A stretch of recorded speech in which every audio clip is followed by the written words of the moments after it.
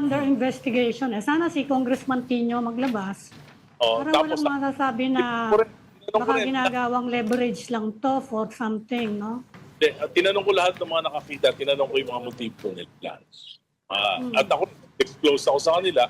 Sabi ko, wala akong ibang motibo dito, kundi para malaman yung totohanan, para sa bayan. Kasi nakikita ko na itong hanggang walang closure, itong flood control mess na ito, itong pinaka-corruption na ito sa buong bansa, babagsak yung ekonomiya natin. Yan yung pinaka-main concern ko. Daan-daan libo na walang trabaho, nalulugi yung mga kumpanya, GDP natin siguro ang hula ko by first quarter, baka 2%.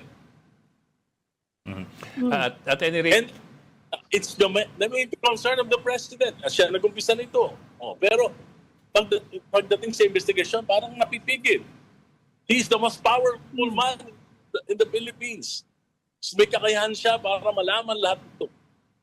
Pero di niya inaalam. Ang dami niyang pinangako, ipapakulong sa ganito, ipapakulong sa ganito. Walang nangyayari. Bubuo ng independent commission, walang nangyayari. Yeah. Kaya sino may pinakamalaking responsibilidad? Si President.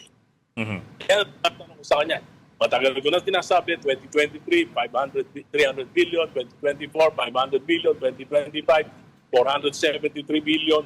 Sinalaula yung budget niya, yung para sa mga matitinong proyekto, nilagay sa flood control, 1.445 trillion. Bakit siya pumayag? Diba? Bakit siya pumayag?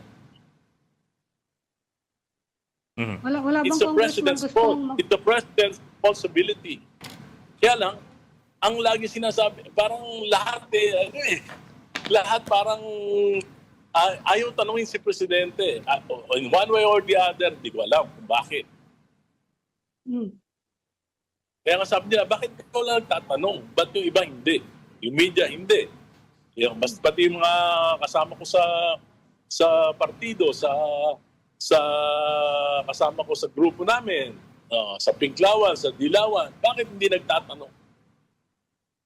Tinatanong naman sila kung ano nangyari doon sa investigasyon kay Kaya nga, Martin Romualdez, kailan uuwi si Saldico, ano na nangyari kay Executive Secretary Bersamin.